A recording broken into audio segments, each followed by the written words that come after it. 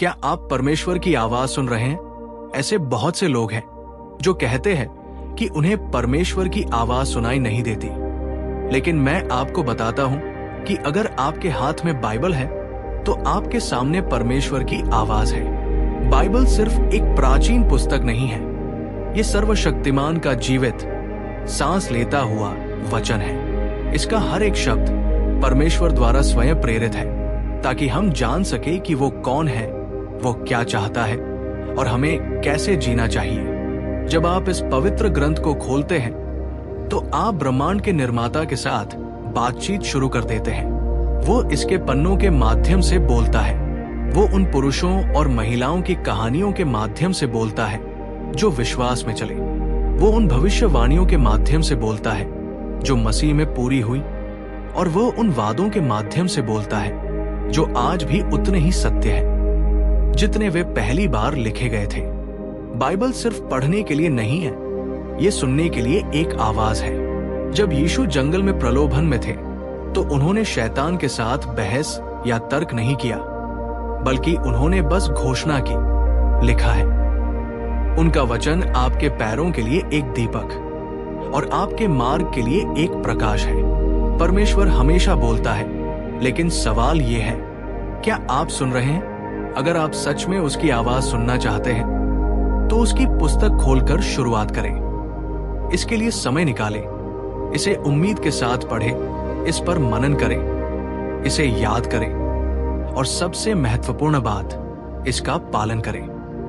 क्योंकि जब आप उसकी कही गई बातों पर आज्ञाकारिता में चलते हैं तो आप खुद को उसे और भी स्पष्ट रूप से सुनने के लिए तैयार करते हैं। पवित्र आत्मा के माध्यम से दृढ़ विश्वास। क्या आपने कभी अपने भीतर कुछ गहराई से महसूस किया है? एक हलचल, एक खिंचाव, एक आंतरिक भावना जो दूर नहीं होती। ये सिर्फ भावना नहीं है, ये संयोग नहीं है, ये परमेश्वर की आवाज है जो आपके दिल से बात कर रही है। जब परमेश्वर बोलता है तो वो हमेशा एक श्रव्य आवाज का उपयोग नहीं करता। कई बार वो एक दृढ़ विश्वास के साथ बोलता है, आपकी आत्मा में एक गहरी प्रेरणा जो उसके वचन के साथ संरेखित होती है। ऐसे क्षण होते हैं जब आप किसी के लिए प्रार्थना करने के लिए बुलाए जाते हैं। आप बाइबल में युवा शमूएल के बारे में सोचते हैं। एक रात वो लगातार एक आवाज सुनता रहा जो उसका नाम शमूएल पुकार रही थी। शमूएल ने पहले सोचा कि ये पुजारी एली है, लेकिन एली ने उससे कहा कि यदि वो तुम्हें बुलाए तो कहना, हे प्रभु बोल, क्योंकि तेरा सेवक सुनता है। जब शमूएल ने आज्ञा मानी तो उसने परमेश्वर की आवाज इस तरह से सुननी शुरू की जिसने उसका जीवन हमेशा के लिए बदल दिया। परमेश्वर आज भी लोगों को बुला रहे हैं। आज वो दिलों को झकझोर रहे हैं। वो पुरुषों और महिलाओं को अपने करीब ला रहे हैं। लेकिन मैं आपको कुछ बता दूं, परमेश्वर कभी भी आपके दिल को किसी ऐसी चीज की ओर नहीं उकसाएंगे जो उनके वचन के विपरीत हो। यदि आपको ऐसा नेतृत्व महसूस होता है जो आपको पवित्रता से दूर, धार्मिकता से दूर या सत्य से दूर धकेलता है, तो वो परमेश्वर की ओर से नहीं है। लेकिन यदि आप उसे और अधिक खोजने, उससे अधिक प्रेम करने, उसकी अधिक आज्ञा मानने की तत्परता महसूस करते हैं, तो ये एक संकेत है कि वे आपसे बात कर रहे हैं। प्रश्न ये है, आप कैसे प्रतिक्रिया देंगे? क्या आप इसे अनदेखा करेंगे? क्या आप इसे एक तरफ धकेल देंगे? या आप कहेंगे, हे प्रभु बोल, क्योंकि तेरा सेवक सुनता है? ये परमेश्वर की ओर से एक उपहार है। जब आप अपने पाप का बोझ महसूस करते हैं, जब आप अपने दिल में गहरी हलचल महसूस करते हैं जो आपको किसी ऐसी चीज से दूर जाने के लिए कह रही है जो उसका अपमान करती है, तो वो आपका विवेक नहीं है, ये पवित्र आत्मा है जो आपसे बात कर रही है। यीशु ने यूहन्ना 16:8 में कहा, जब पवित्र आत्मा आएगा तो वो पाप, धार्मिकता और न्याय के लिए दुनिया को दोषी ठहराएगा। इसका मतलब है कि परमेश्वर की आत्मा आपके जीवन में सक्रिय रूप से काम कर रही है और आपको अंधकार से बाहर बुला रही है और उनके अद्भुत प्रकाश में ला रही है। आप इसे अनदेखा करने का प्रयास कर सकते हैं, आप इसे विचलित करके डुबोने का प्रयास कर सकते हैं, लेकिन जब परमेश्वर बोल रहे हैं तो उनकी आवाज आपका अनुसरण करेगी जहां भी आप जाएंगे। उड़ाऊ पुत्र की कहानी के बारे में सोचें। वो अपने पिता से भाग गया, अपनी विरासत बर्बाद कर दी और खुद को टूटा हुआ, खाली और हताश पाया। लेकिन फिर कुछ हुआ। बाइबल कहती है कि वो अपने आप में आया। लूका 15:17। ये उसके प्रति पूर्णतया समर्पण था। या हो सकता है कि वो आपको विश्वास का एक साहसिक कदम उठाने के लिए बुला रहा हो, उस पर अधिक भरोसा करने के लिए, अज्ञात में कदम रखने के लिए, जहां वो ले जा रहा है वहां जाने के लिए। लेकिन मेरी बात सुनिए, दृढ़ विश्वास निंदा नहीं है। निंदा आपको परमेश्वर से दूर धकेलती है, लेकिन दृढ़ विश्वास आपको उसके करीब लाता है। जब परमेश्वर बोलता है तो वो प्रेम से करता है, वो सुधारता है क्योंकि वह परवाह करता है, वो अनुशासित करता है क्योंकि वो आपके हृदय की इच्छा रखता है। और जिस क्षण आप प्रतिक्रिया करते हैं, जिस क्षण आप हाँ प्रभु कहते हैं, आप महसूस करेंगे कि पाप का भार हट गया है और आज्ञाकारिता का आनंद आपकी आत्मा को भर देगा। क्या आप आज उसकी वाणी सुन रहे हैं? उसका विरोध ना करें। यदि वो आपको बुला रहा है तो आज्ञा का पालन करने में देरी ना करें, क्योंकि जब आप उसकी वाणी का अनुसरण करेंगे तो आपको पहले जैसा जीवन, स्वतंत्रता और आनंद मिलेगा। परमेश्वर परिस्थितियों के माध्यम से बोलते हैं। जब परमेश्वर बोलता है तो वो न केवल आपके हृदय से बात करता है, वो आपकी परिस्थितियों के माध्यम से बोलता है। वो ऐसे द्वार खोलता है जिन्हें कोई बंद नहीं कर सकता, और वो ऐसे द्वार बंद करता है जिन्हें कोई खोल नहीं सकता। कभी कभी हम प्रार्थना करते हैं और परमेश्वर से मार्गदर्शन मांगते हैं। उत्पत्ति 7 के सुमड़ा में प्रभु ने नूह के लिए जहाज का द्वार बंद कर दिया था। ये इस बात का संकेत था कि परमेश्वर नियंत्रण में था। हो सकता है कि आप किसी नौकरी, रिश्ते या अवसर के लिए प्रार्थना कर रहे हो, और हो सकता है कि वो द्वार बंद ही रहा हो। आपने खटखटाया हो, आपने धक्का दिया हो, आपने उसे पूरा करने का प्रयास किया हो, लेकिन कुछ भी काम नहीं आया। क्या ऐसा हो सकता है कि परमेश्वर स्वयं ही उस द्वार को बंद रखे हुए हो? क्या ऐसा हो सकता है कि वो आपको किसी ऐसी चीज से बचा रहा हो जिसे आप देख नहीं सकते? लेकिन मैं आपको कुछ बता दूं, जब परमेश्वर का समय आता है तो कोई भी उसे रोक नहीं सकता। यदि वो आपके लिए द्वार खोलता है तो नर्क की कोई भी शक्ति उसे बंद नहीं कर सकती। बाइबल कहती है, मैंने तुम्हारे सामने एक खुला द्वार रख दिया है जिसे कोई बंद नहीं कर सकता।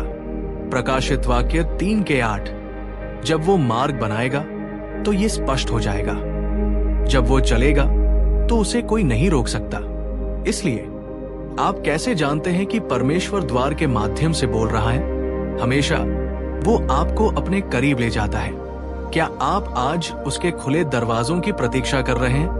क्या आप बंद दरवाजों के साथ उस पर भरोसा कर रहे हैं? जब आप अपनी इच्छा से ऊपर उसकी इच्छा की तलाश करते हैं तो आप पाएंगे कि वो पहले से ही आपके कदमों का मार्गदर्शन कर रहा है, क्योंकि जब परमेश्वर बोलता है तो वो आपको ठीक वही ले जाता है जहां आपको होना चाहिए।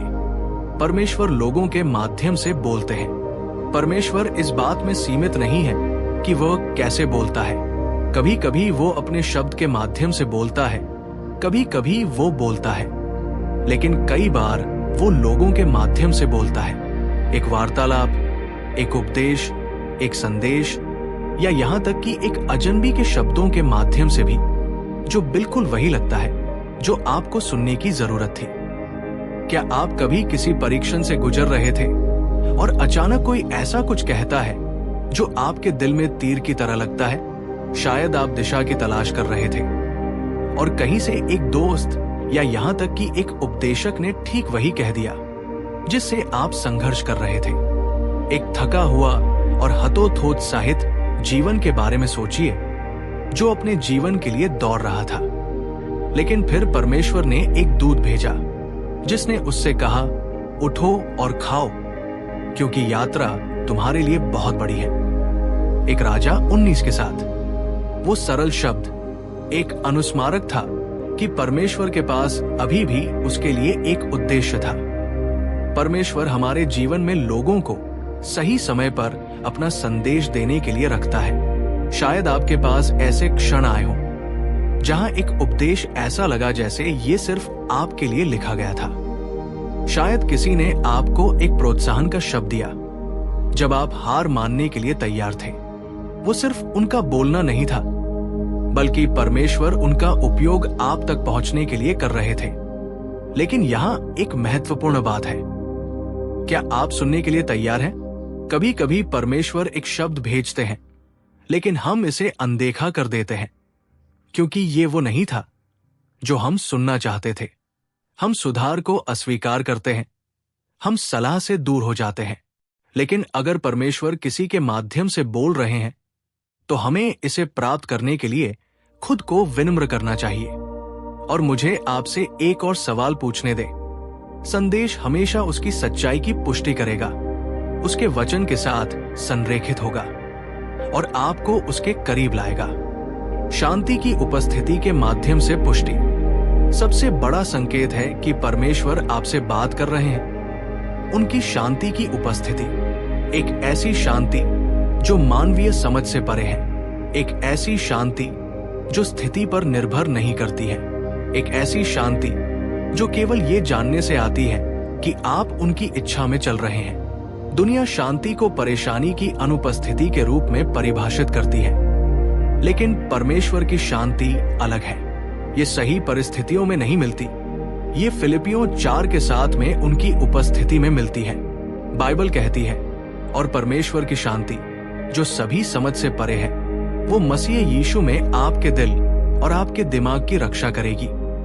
इसका मतलब है कि जब चीजें समझ में नहीं आती, यहां तक कि जब आगे की राह अनिश्चित लगती है, परमेश्वर की शांति आपको मार्गदर्शन करेगी यदि आप उन पर भरोसा करते हैं। शायद आप आज एक बड़े निर्णय का सामना कर रहे हैं, शायद आप दिशा के लिए प्रार्थना कर रहे हैं, और शायद आप कुछ चमत्कारी संकेत की प्रतीक्षा कर रहे हैं। आपके हृदय में शांति तब भी बनी रहती है जब तर्क कुछ और कहता है। ये अक्सर संकेत है कि परमेश्वर आपको मार्गदर्शन दे रहा है।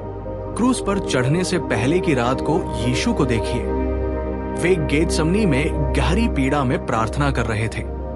वे जानते थे कि आगे क्या होने वाला था, पीड़ा, क्रूस, और फिर भी उस क्षण में भी उन्होंने पिता की इच्छा के आगे समर्पण कर दिया और ये कहने में शांति पाई कि अब मेरी नहीं बल्कि आपकी इच्छा पूरी हो। लूका 22:42। ये समर्पण की शांति है, वो शांति जो तब आती है जब आप परमेश्वर पर पूरी तरह से भरोसा करते हैं। इसलिए आज मैं आपसे पूछता हूं, क्या आप परमेश्वर की शांति में चल रहे हैं या आप भय, चिंता और संदेह में जी रहे हैं? क्योंकि जब परमेश्वर बोलते हैं तो उनकी वाणी आपको कभी भी भ्रम में नहीं डालेगी। वे अव्यवस्था के नहीं बल्कि शांति के परमेश्वर हैं। यदि आप किसी निर्णय से जूझ रहे हैं तो उसे परमेश्वर के पास ले जाएं। प्रार्थना में उसे उन्हें समर्पित कर दें और फिर प्रतीक्षा करें, क्योंकि जब आप उनकी इच्छा में होते हैं तो उनकी शांति आपके हृदय को नदी की तरह भर देगी। प्रार्थना के बोझ के माध्यम से बुलाना, ये हमेशा किसी चीज या किसी के लिए रोना होता है, तब भी जब आप पूरी तरह से ये नहीं समझते कि ऐसा क्यों है। मेरे दोस्तों, क्या परमेश्वर आपको अंतराल में खड़े होने के लिए बुला रहा है? क्या आप कभी अपना दिन बिता रहे थे और अचानक कहीं से कोई आपके दिमाग में आ गया? आपको अंदर एक भारीपन, एक हलचल महसूस हुई और आप इसे दूर नहीं कर सके। आपको नहीं पता कि उनके जीवन में क्या हो रहा है, लेकिन कुछ आपको प्रार्थना करने के लिए कहता है। या शायद आप रात के मध्य में एक भारी भावना के साथ जागते हैं कि परमेश्वर आपको उसे खोजने के लिए बुला रहा है। ये आकस्मिक नहीं है, ये पवित्र आत्मा है जो आपसे बात कर रही है। नहम्याह को देखें, वो राजा के प्याले वाहक के रूप में सेवा कर रहा था जब उसने सुना कि यरूशलेम खंडहर में था। बाइबल कहती है, जब मैंने ये बातें सुनी तो मैं बैठ गया और कई दिन तक रोया। मैंने शोक मनाया और उपवास किया और स्वर्ग के परमेश्वर के समक्ष प्रार्थना की। नहम्याह 1:4। उसके लिए पहले से ही मध्यस्थता की आवश्यकता है।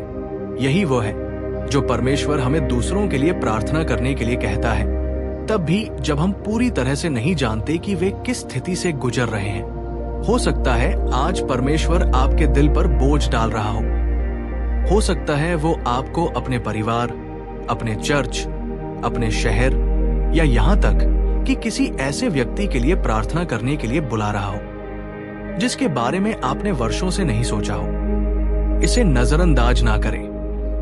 ये बोझ एक संकेत है कि परमेश्वर आपसे बात कर रहा है और प्रार्थना में आपकी आज्ञाकारिता ही वो चीज हो सकती है जो किसी के जीवन को बदल देती है। और मैं आपको ये बता दूं कि जब आप परमेश्वर द्वारा आपके दिल पर रखे गए बोझ के अनुसार प्रार्थना करना शुरू करते हैं तो आप उसकी उपस्थिति का पहले की तरह अनुभव करेंगे। आप उन प्रार्थनाओं के उत्तर देखना शुरू कर देंगे जिन्हें आपने पूरी तरह से समझा भी नहीं था, क्योंकि जब परमेश्वर आपकी आत्मा को हिलाता है इसका मतलब है कि वो आगे बढ़ने के लिए तैयार हो रहा है। क्या आप उस बोझ को सुन रहे हैं जो उसने आज आपके दिल पर रखा है? क्योंकि जब परमेश्वर बोलता है तो वो आपको प्रार्थना करने के लिए बुलाता है। दिव्य रुकावटों के माध्यम से बोलना। नियुक्तियों का मतलब है आपको उसकी इच्छा के साथ फिर से जोड़ना। मूसा को देखो, वो जंगल में भेड़ें चरा रहा था जब अचानक उसने एक जलती हुई झाड़ी देखी। उस पल ने उसके साधारण जीवन को बाधित कर दिया, लेकिन ये परमेश्वर उसे कुछ महान करने के लिए बुला रहा था। निर्गमन 3:1-2-3। और बाद में शाऊल के बारे में सोचें जो पौलुस बना। वो ईसाइयों को सताने के लिए अपने रास्ते पर था जब अचानक स्वर्ग से एक उज्जवल प्रकाश ने उसे अंधा कर दिया और उसे जमीन पर गिरा दिया। उस रुकावट ने उसके जीवन के पाठ्यक्रम को हमेशा के लिए बदल दिया। प्रेषितों के काम 9:3-6। शायद आज परमेश्वर आपकी योजनाओं में बाधा डाल रहे हैं। शायद कुछ अप्रत्याशित हुआ है। आपकी नौकरी बदल गई है, आपका रिश्ता खत्म हो गया है, आपका रास्ता अचानक बदल गया है। ये निराशाजनक लग सकता है, लेकिन क्या ये हो सकता है कि परमेश्वर इस रुकावट के माध्यम से आपसे बात कर रहे हैं? दिव्य रुकावटें कई रूपों में आती है। एक देरी जो आपको कुछ अनदेखी से बचाती है, एक बंद दरवाजा जो आपको कुछ बेहतर करने के लिए पुनर्निर्देशित करता है, एक अप्रत्याशित चुनौती जो आपको उसके करीब लाती है, एक शांत मौसम। जहां मेरे दोस्तों, यदि आपको ऐसा लगता है कि जीवन रुक गया है तो निराश ना हो सकता है कि परमेश्वर बोल रहे हों, वे आपको रुकने के लिए बुला रहे हों। सुने और उन पर एक नए तरीके से भरोसा करें, क्योंकि कभी कभी परमेश्वर के महानतम कदम अप्रत्याशित व्यवधान से शुरू होते हैं। दोहराव के माध्यम से पुष्टि। जब परमेश्वर बोल रहे होते हैं तो वे अक्सर अपना संदेश दोहराते हैं। आप विभिन्न स्रोतों से एक ही पद को कई बार सुन सकते हैं। एक उपदेश, एक वार्तालाप, एक भक्ति या यहाँ तक कि एक यादृच्छिक संकेत भी, सभी एक ही संदेश दे सकते हैं। जब ऐसा होता है तो ध्यान दें। परमेश्वर आपका ध्यान आकर्षित करने का प्रयास कर रहे हैं। बाइबल में यूसुफ को देखें। फिरौन ने 2 अलग अलग सपने देखे थे, लेकिन दोनों का अर्थ एक ही था। यूसुफ ने उसे बताया कि फिरौन को 2 रूपों में सपना इसलिए दिया गया था क्योंकि मामला परमेश्वर द्वारा दृढ़ता से तय किया गया है और परमेश्वर इसे जल्द ही पूरा करेगा। उत्पत्ति 41:32। दोहराव पुष्टि थी। परमेश्वर बोल रहे थे। हो सकता है कि सुनने के लिए कभी कभी हमें संदेह होता है, कभी कभी हम अनदेखा कर देते हैं और कभी कभी हम उनकी कई बातों को नजरअंदाज कर देते हैं। लेकिन जब कोई बात बार बार सामने आती रहती है तो हमें रुककर पूछना चाहिए कि क्या प्रभु आप मुझसे बात कर रहे हैं? लेकिन यहाँ कुंजी है। जब आप पैटर्न को पहचान लेते हैं तो उस पर प्रतिक्रिया दें। केवल संदेश को ना सुने, उस पर कार्य करें। क्योंकि जब परमेश्वर स्वयं को दोहराते हैं तो वो आपको किसी महत्वपूर्ण बात के लिए बुला रहे होते हैं। इसलिए मैं आपसे पूछता हूं कि परमेश्वर हाल ही में आपके सामने क्या संदेश रख रहे हैं? वो बार बार क्या बोल रहे हैं, यदि आप इसे सुनते रहते हैं तो इसे अनदेखा ना करें। ये परमेश्वर सुनिश्चित कर रहे हैं कि आप वो ना चूके जो वो आपको बताने का प्रयास कर रहे हैं। विश्वास के माध्यम से बोलना। जब परमेश्वर बोलता है तो वो अक्सर आपको वो विश्वास देकर इसकी पुष्टि करते हैं जिसका कोई मतलब नहीं होता है। आपके हृदय में एक गहरा आत्मविश्वास जो तब भी दृढ़ रहता है जब आपके आसपास की हर चीज अनिश्चित लगती है। ये मानवीय आशावाद नहीं है, ये परमेश्वर की आत्मा का कार्य है। जब परमेश्वर बोलता है तो वो आपको उस पर भरोसा करने का विश्वास भी देता है। हो सकता है परमेश्वर ने आपके दिल में कुछ रखा हो, एक सपना, एक आह्वान, आज्ञाकारिता का एक कदम, और भले ही आपके खिलाफ बाधाएं खड़ी हो गई हो, आपके अंदर कुछ ऐसा है जो हार मानने से इनकार करता है, जो आपकी अपनी ताकत नहीं है। वो परमेश्वर आपको खड़े रहने का विश्वास दे रहा है। लेकिन सुनो, विश्वास देखने के बारे में नहीं है, ये भरोसा करने के बारे में है। बाइबल कहती है कि हम दृष्टि से नहीं, विश्वास से चलते हैं। 2 कुरिन्थियों 5 के साथ।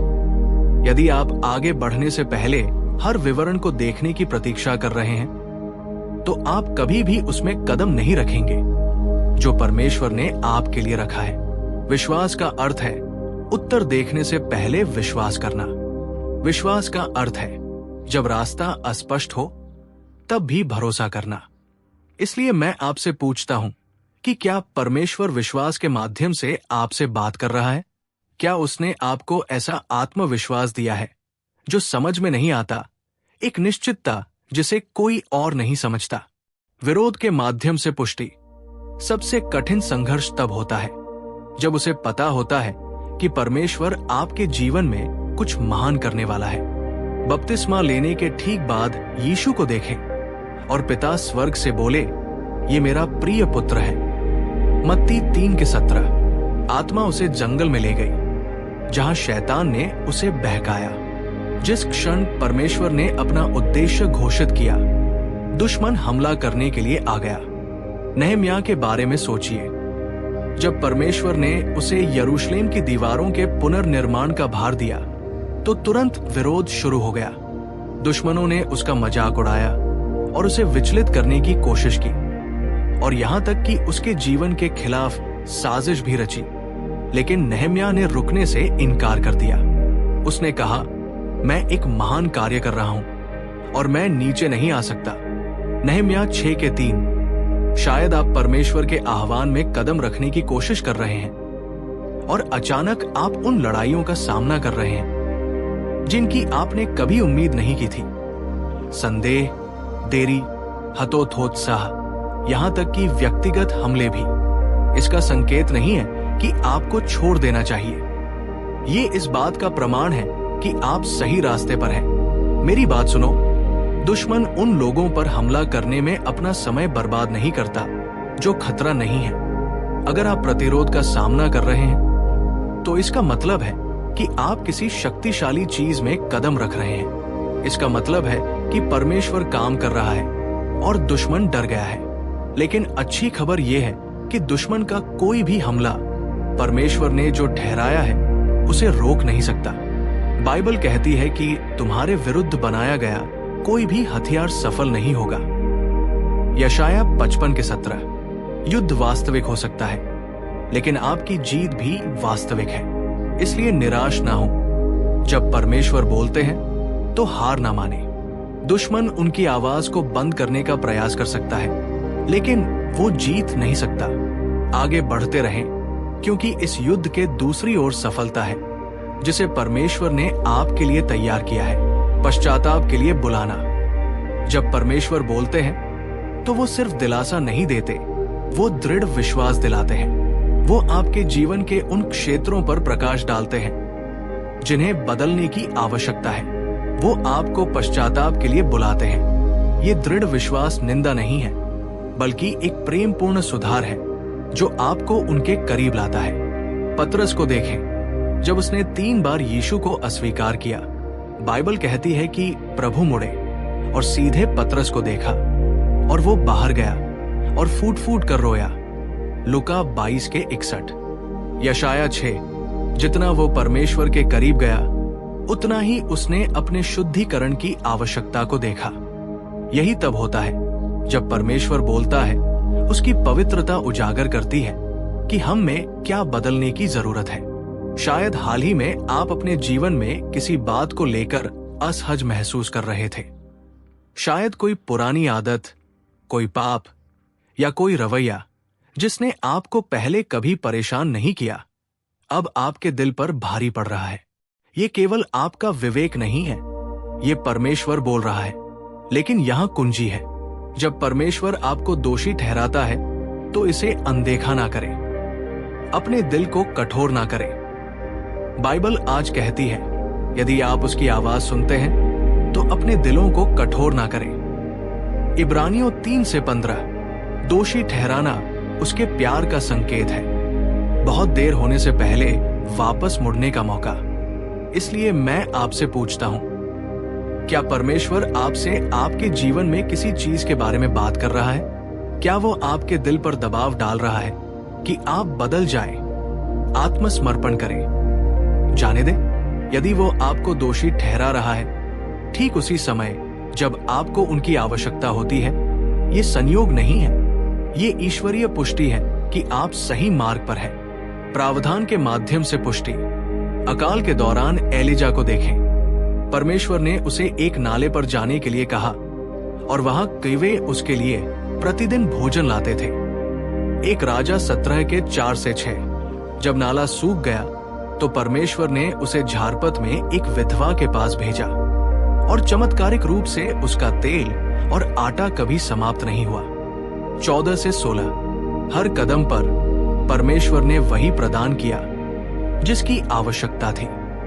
या अब्राहम के बारे में सोचें, वो इसहाक की बलि देने वाला था जब उसने अचानक एक मेढ़े को झाड़ी में फंसा हुआ देखा। परमेश्वर ने पहले ही विकल्प प्रदान कर दिया था। उत्पत्ति 22:13-14। उस स्थान को यहोवा यरे कहा जाता था, जिसका अर्थ है कि प्रभु प्रदान करेगा। शायद आप सोच रहे हो, परमेश्वर क्या वास्तव में यही? कौवों के आने से पहले एलिजा को नाले की ओर जाना पड़ा था। अब्राहम को मेढ़े को देखने से पहले पहाड़ पर चढ़ना पड़ा था।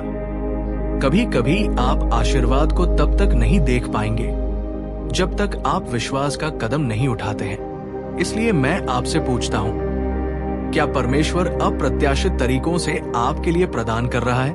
क्या वो दरवाजे खोल रहा है, दूर कर रहा है और आशीर्वाद के माध्यम से अपने मार्गदर्शन की पुष्टि कर रहा है जिसे आपने मांगा भी नहीं था?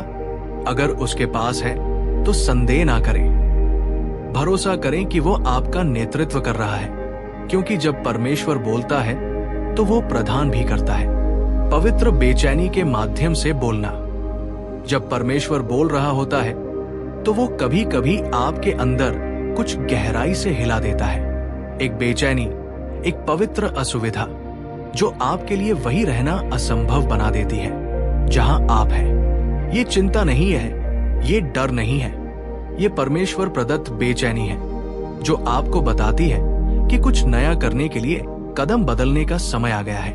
योना को देखें, परमेश्वर ने उसे नीनवे जाने के लिए कहा, लेकिन वो विपरीत दिशा में भाग गया। और क्या हुआ? वो महल में सेवा करते हुए एक आरामदायक जीवन जी रहा था।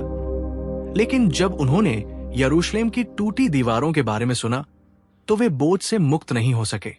वे रोए, प्रार्थना की और उपवास किया, क्योंकि परमेश्वर उन्हें कुछ महान के लिए प्रेरित कर रहे थे। नहम्याह 1:1-4। शायद आप हाल ही में अशांत महसूस कर रहे हैं। शायद जो एक बार आपको संतुष्ट करता था वो अब आपको संतुष्ट नहीं करता। शायद आपका काम, आपकी दिनचर्या, आपकी वर्तमान स्थिति आपको ऐसा महसूस कराती है कि ये अब फिट नहीं है, और चाहे आप कितनी भी कोशिश कर लें, आप इस भावना को अनदेखा नहीं कर सकते कि परमेश्वर आपको कुछ और करने के लिए बुला रहे हैं। वो बेचैनी यादृच्छिक नहीं है, ये परमेश्वर आपको अगले के लिए तैयार कर रहे हैं। लेकिन सुनो, जब परमेश्वर आपको उत्तेजित करते हैं तो इसे अनदेखा ना करें। जहां से वो आपको ले जाने की कोशिश कर रहे हैं वहां रहने के लिए संघर्ष ना करें। उनसे पूछें, प्रभु आप मुझे क्या बता रहे हैं? आप मुझे कहां जाना चाहते हैं? क्योंकि जब परमेश्वर बोलते हैं तो वो आपको आरामदायक नहीं रहने देते, वो आपको उच्चतर बुलाते हैं। शांति की पुष्टि। परमेश्वर की शांति तब भी बनी रहती है जब परिस्थितियां अनिश्चित होती है। ये वो शांति नहीं है जो दुनिया देती है, जो सब कुछ सही होने पर निर्भर करती है।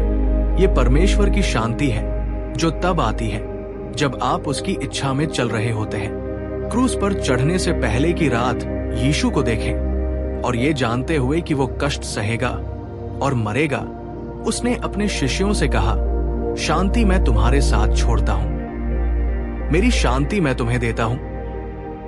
मैं तुम्हें वैसे नहीं देता जैसा संसार देता है। अपने दिलों को परेशान मत होने दो और डरो मत। यूहन्ना 14:27। वो जो शांति प्रदान करता है वो परिस्थितियों पर आधारित नहीं है, उसकी उपस्थिति पर आधारित है। पौलुस और सीलास के बारे में सोचो। उन्हें पीटा गया और जेल में डाल दिया गया, फिर भी आधी रात को वे भजन गा रहे थे और परमेश्वर की स्तुति कर रहे थे। प्रेरितों के काम 16:25। वे ऐसी स्थिति में कैसे आनंदित हो सकते थे? क्योंकि उनके पास परमेश्वर की शांति थी, एक ऐसी शांति जो उनके परिवेश से हिल नहीं सकती थी। बाइबल कहती है कि तुम उसे पूर्ण शांति में रखोगे जिसका मन तुम पर स्थिर रहता है क्योंकि वो तुम पर भरोसा करता है। यशाया 26:3। यदि तुम्हारा हृदय परमेश्वर में स्थिर है तो कोई भी तूफान तुम्हें हिला नहीं सकता। इसलिए मैं तुमसे पूछता हूं, क्या तुम आज भी अनिश्चितता में परमेश्वर की शांति महसूस करते हो? क्या तुम महसूस करते हो कि उसका स्थिर हाथ तुम्हें मार्गदर्शन दे रहा है?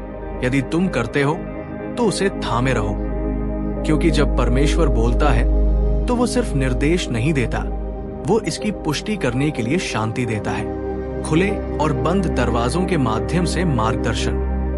जब परमेश्वर बोलता है तो वो अक्सर हमारे कदमों को खुले और बंद दरवाजों के माध्यम से निर्देशित करता है। अवसर जो कहीं से भी प्रकट होते हैं या दरवाजे जो अचानक बंद हो जाते हैं, चाहे हम उन्हें कितना भी खुला रखने की कोशिश करें, ये यादृच्छिक नहीं है। ये परमेश्वर का दिव्य मार्गदर्शन है जो हमें वहां ले जाता है जहां हमें जाने की आवश्यकता है और हमें उन चीजों से बचाता है जो हमारे लिए नहीं है।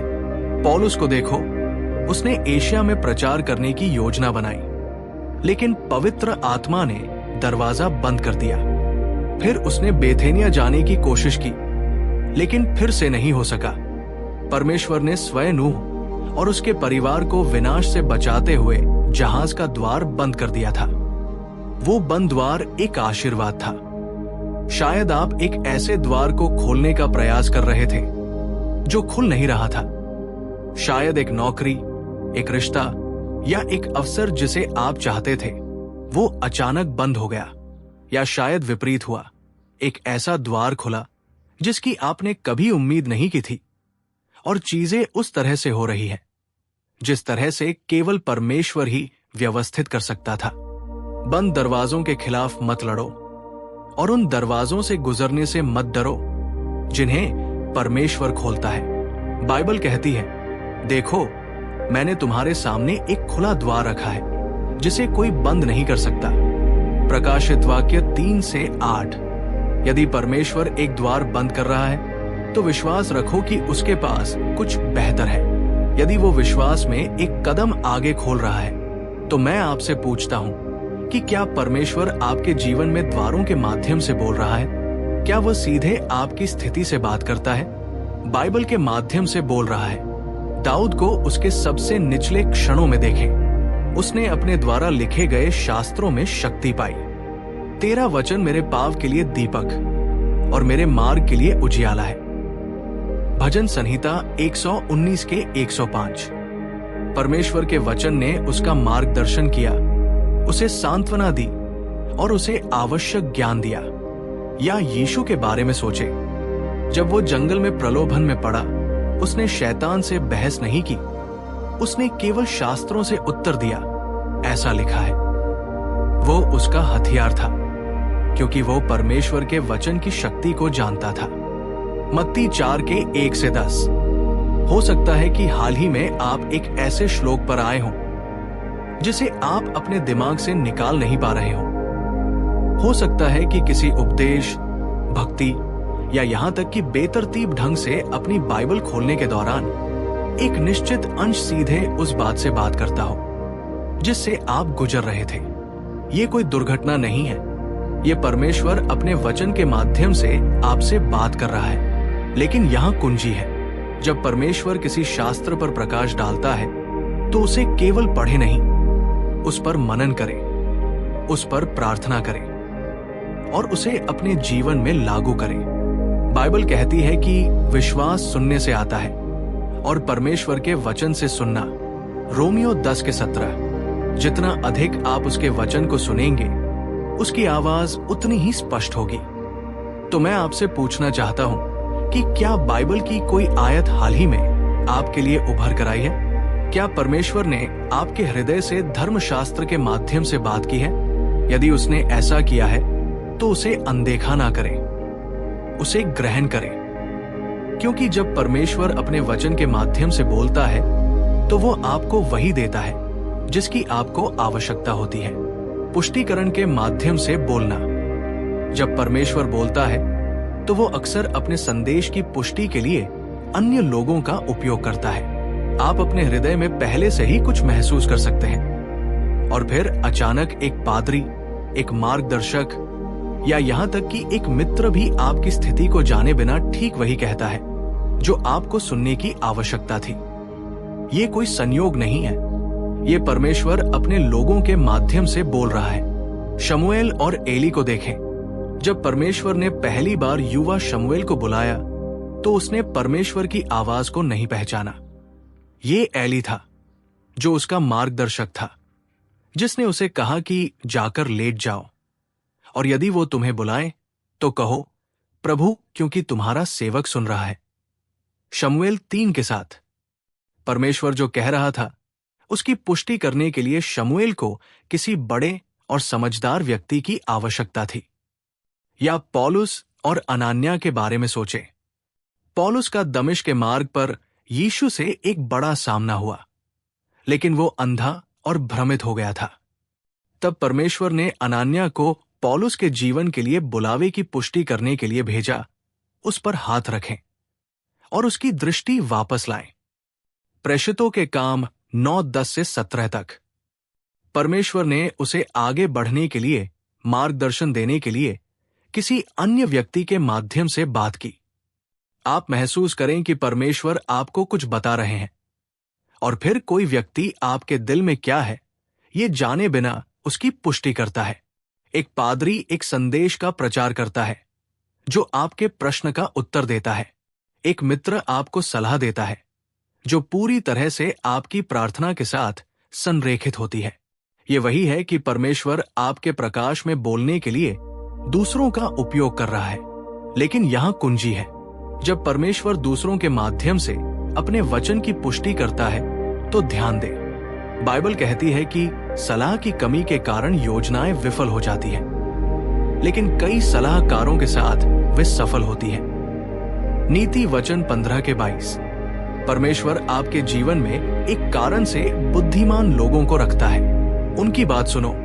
तो मैं आपसे पूछता हूं कि क्या परमेश्वर आपके जीवन में किसी के माध्यम से बोल रहा है? क्या वो पुष्टि कर रहा है कि उसने पहले से ही आपके दिल में क्या रखा है? अगर उसने ऐसा किया है तो इसे खारिज ना करें। परमेश्वर अक्सर अपने लोगों के माध्यम से बोलता है क्योंकि वह ये सुनिश्चित करना चाहता है कि जब वो बोलता है तो आप सुने। सपनों और दर्शनों के माध्यम से बोलना। यूसुफ को देखो, उसके सपनों ने भविष्य दर्शाया कि वह एक दिन नेतृत्व की स्थिति में होगा। उत्पत्ति 37 के 5 और 11। भले ही उसकी यात्रा ने अप्रत्याशित मोड़ लिए, लेकिन सपने अंततः वैसे ही पूरे हुए जैसे परमेश्वर ने उसे दिखाए थे। ओह, दानियल के बारे में सोचो। परमेश्वर ने उसे दर्शन दिए जो रहस्य, भविष्य की घटनाओं और दिव्य ज्ञान को प्रकट करते थे। जब राजा नबूकदनेस्सर ने एक परेशान करने वाला सपना देखा था। केवल दानियेल परमेश्वर की शक्ति के माध्यम से इसका अर्थ लगा सकता था। दानियेल 2 के 27 से 28। सपने एक तरह से परमेश्वर बोलते थे और वो आज भी इसी तरह बोलते हैं। शायद हाल ही में आपने एक सपना या दर्शन देखा हो जो अलग, अधिक स्पष्ट, अधिक सार्थक लगा हो, जिसे आप झुठला नहीं सकते। शायद इसने आपको स्पष्टता दी हो, आपको शांति दी हो, या आपको किसी ऐसी चीज के बारे में चेतावनी दी हो। ये सिर्फ आपके दिमाग का काम नहीं है। ये हो सकता है कि परमेश्वर आपकी आत्मा से बात कर रहे हो। लेकिन यहां कुंजी है, हर सपना परमेश्वर से नहीं होता है। इसलिए विवेक के लिए प्रार्थना करें। क्या परमेश्वर वास्तव में सपनों या दर्शनों में आपसे बात कर रहे हैं? क्या वो आपको कुछ ऐसा दिखा रहा है जो आपके दिल से नहीं जा रहा? अगर उसने ऐसा किया है तो उसे अनदेखा ना करें। प्रार्थना में उसकी तलाश करें, क्योंकि जब परमेश्वर एक सपने के माध्यम से बोलता है तो उसके पास कुछ कहने के लिए होता है। विलंब के माध्यम से बोलना। जब परमेश्वर बोलता है तो वो कभी कभी आपको इंतजार कराकर ऐसा करता है। आप प्रार्थना करते हैं, आप दिशा की तलाश करते हैं, आप आगे बढ़ने के लिए तैयार हैं, लेकिन कुछ भी नहीं होता है। कोई खुला दरवाजा नहीं, कोई तत्काल उत्तर नहीं, और उस चुप्पी में आप आश्चर्य करने लगते हैं। परमेश्वर, क्या आप सुन भी रहे हैं? लेकिन सुनो, उसकी देरी उसका इंकार नहीं है। कभी कभी परमेश्वर की चुप्पी उसके बोलने का तरीका है। अब्राहम और सारा को देखो। परमेश्वर ने उन्हें एक पुत्र का वादा किया था, लेकिन उन्हें इसहाक के जन्म से पहले 25 साल इंतजार करना पड़ा। उत्पत्ति 21 के 1 और 2। उस प्रतीक्षा में उन्होंने संघर्ष किया, उन्होंने संदेह किया, लेकिन परमेश्वर उन्हें विश्वास और धैर्य सिखा रहे थे। या मूसा के बारे में सोचो। वो जानता था कि परमेश्वर ने उसे बुलाया है, लेकिन उसे जंगल में 40 साल इंतजार करना पड़ा, इससे पहले कि वो लोगों का अगुवाई करे। इसका मतलब ये नहीं है कि वो आपको अनदेखा कर रहा है। इसका मतलब है कि वो पर्दे के पीछे काम कर रहा है। बाइबल कहती है कि प्रभु की प्रतीक्षा करो, मजबूत बनो और अपने दिल को हिम्मत दो। भजन संहिता 27 के 14। परमेश्वर का समय हमेशा सही होता है, लेकिन यहां कुंजी है, प्रतीक्षा को बर्बाद मत करो। परमेश्वर इस समय का उपयोग आपके विश्वास को बनाने, आपके चरित्र को आकार देने और आपको आगे आने वाली चीजों के लिए तैयार करने के लिए कर रहे हैं। विलंब अक्सर कुछ महान के लिए दिव्य सेटअप होते हैं। इसलिए मैं आपसे पूछता हूं कि क्या परमेश्वर आपको प्रतीक्षा करा रहा है? क्या आप अनुत्तरित प्रार्थनाओं और बंद दरवाजों से संघर्ष कर रहे हैं? यदि ऐसा है तो हिम्मत मत हारो। परमेश्वर का विलंब अस्वीकार नहीं है, वे पुनर्निर्देशन है। वे प्रतीक्षा में भी बोल रहे हैं, क्योंकि जब परमेश्वर अंततः आगे बढ़ेंगे तो ये इसके लायक होगा। अंतिम विचार। मेरे दोस्त, परमेश्वर चुप नहीं है। वे अब भी आपसे अपने वचन के माध्यम से, अपनी शांति के माध्यम से, खुले और बंद दरवाजों के माध्यम से, मार्गदर्शकों, सपनों के माध्यम से बात कर रहे हैं। हो सकता है कि आपको ये एहसास हो गया हो कि परमेश्वर आपसे लगातार बात कर रहे हैं, लेकिन आप इतने विचलित, इतने व्यस्त या इतने संदिग्ध रहे हैं कि आपने इस पर ध्यान नहीं दिया। अब समय आ गया है कि आप अपने हृदय को उसकी वाणी के अनुरूप ढालें। बाइबल कहती है कि मेरी भेड़ें मेरी आवाज सुनती हैं और मैं उन्हें जानता हूं और वे मेरा अनुसरण करती हैं। यूहन्ना 10 के 27। परमेश्वर सिर्फ उपदेशकों, पैगंबरों या आध्यात्मिक नेताओं से ही बात नहीं करता, वो अपने बच्चों से बात करता है। वो आपसे बात करता है, लेकिन आपको शांत रहना है, आपको सुनना है, और सबसे महत्वपूर्ण बात यह है कि आपको आज्ञा का पालन करना है। इसलिए मैं आज आपसे पूछता हूं कि क्या परमेश्वर आपसे बात कर रहा है? क्या वो आपके हृदय को हिला रहा है, अपने वचन की पुष्टि कर रहा है और आपको उन तरीकों से आगे बढ़ा रहा है जिन्हें आप समझा नहीं सकते हैं? अगर उसने ऐसा किया है तो उसे अनदेखा ना करें। विश्वास में आगे बढ़े, प्रार्थना में उसकी तलाश करें, अपनी योजनाओं को समर्पित करें और उसे मार्ग दिखाने दें। क्योंकि जब परमेश्वर बोलता है तो उसे सिर्फ सुनना नहीं होता है, उसका अनुसरण करना होता है। और जब आप उसकी वाणी का अनुसरण करते हैं तो आप कभी अकेले नहीं चलते। उसे और जहां वो ले जाए वहां उसका अनुसरण करें। क्योंकि जब परमेश्वर बोलता है तो वो आपको किसी महान चीज के लिए बुलाता है। क्या आप उसे उत्तर देंगे?